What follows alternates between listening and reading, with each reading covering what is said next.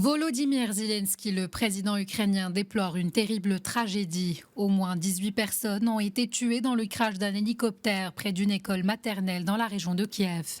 Parmi les victimes, le ministre ukrainien de l'Intérieur, son premier adjoint et un secrétaire d'État du ministère.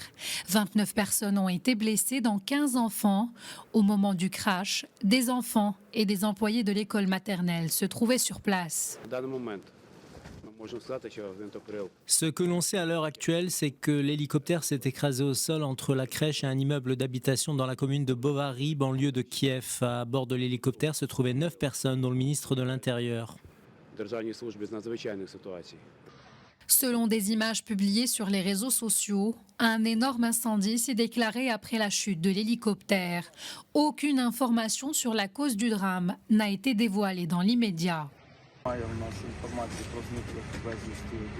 Nous n'avons pour l'heure aucune information sur les enfants disparus. Le travail d'identification de toutes les victimes de ce crash est en cours. Tous les enfants sont dans un établissement scolaire. Les services concernés travaillent avec eux.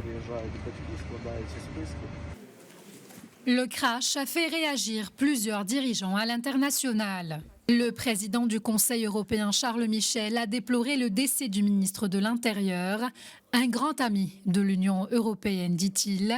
Il a exprimé ses plus sincères condoléances au peuple ukrainien.